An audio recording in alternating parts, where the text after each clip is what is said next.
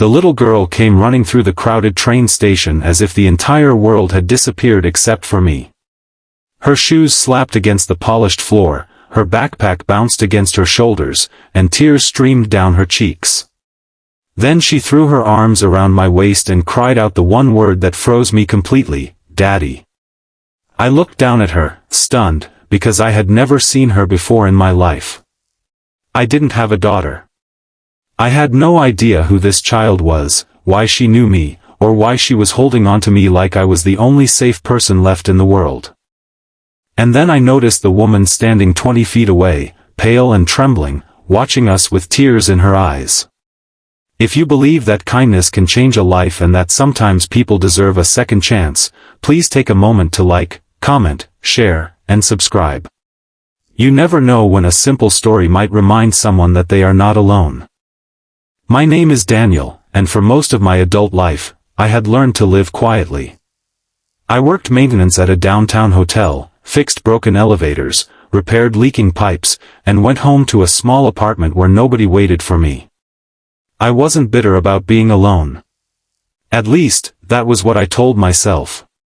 Years earlier, I had been engaged to a woman named Rachel, and we had planned a future together. But after a terrible misunderstanding, she walked away, and I never found the courage to chase after her. We had lost contact completely. I convinced myself that some doors were meant to stay closed. That afternoon, I was waiting for my train when the little girl appeared. She couldn't have been more than 6. Her name, I would later learn, was Lily. At first, I thought she had mistaken me for someone else.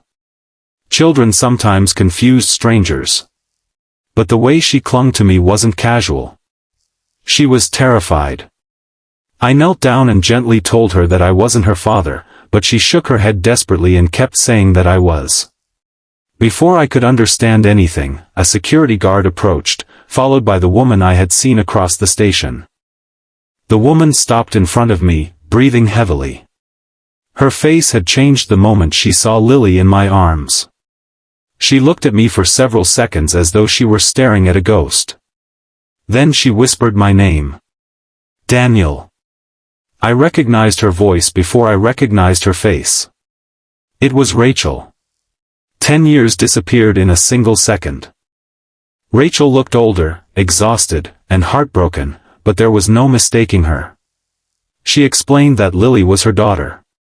My mind raced as she struggled to tell me the truth. Years ago, when she had left, she had discovered she was pregnant. She had been frightened, angry, and convinced that I wanted nothing to do with her.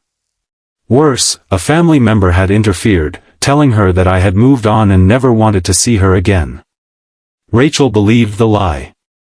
She raised Lily alone, never telling the child much about her father except that he had once been someone who loved her mother deeply. But why had Lily called Daniel Daddy?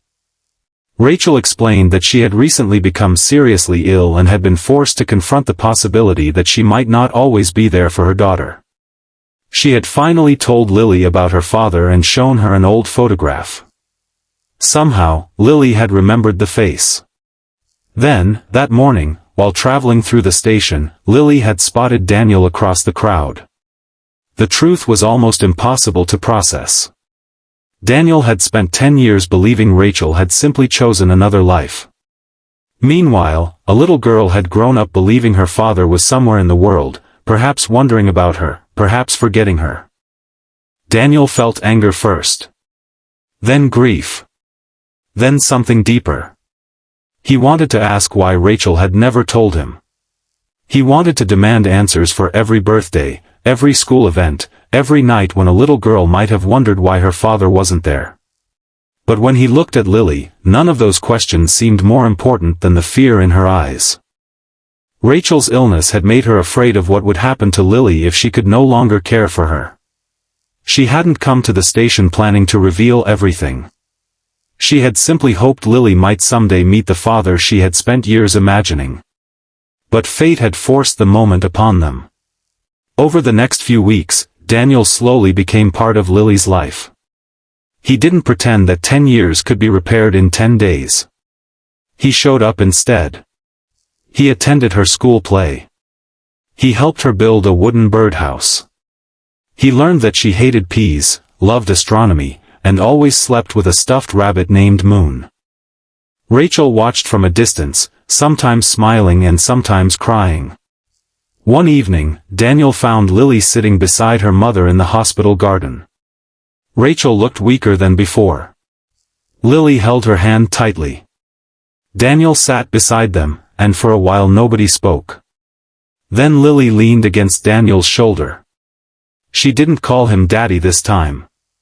She simply said that she was glad he had finally found them. Those words broke something open inside him. Months passed.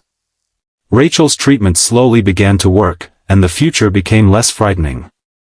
Daniel and Rachel never tried to recreate the past. They built something different, something based on honesty, patience, and forgiveness. Daniel became the father Lily needed, not because of a title or a photograph, but because he kept showing up.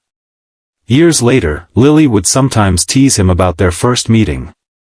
She would laugh and say that she had known who he was before he even knew she existed. Daniel always smiled. Because the little girl who had once run through a crowded station yelling, "Daddy," had given him something he thought he had lost forever, a family. And he learned that sometimes life doesn't return what was taken from you in the same form. Sometimes it brings you something new, something unexpected, something worth protecting. If this story touched your heart, please like the video, share it with someone who believes in forgiveness, and subscribe for more stories about kindness, family, and second chances. And before the story ends, leave a comment saying, "Love finds its way home," if you believe that one act of kindness can change an entire life. Daniel never forgot that first moment in the station. Not because a little girl had mistaken him for her father, but because she had unknowingly reminded him that love can survive years of silence, mistakes, and distance. Sometimes the people we think we've lost forever are not truly gone. Sometimes they are simply waiting somewhere ahead, ready to run into our arms when we least expect it.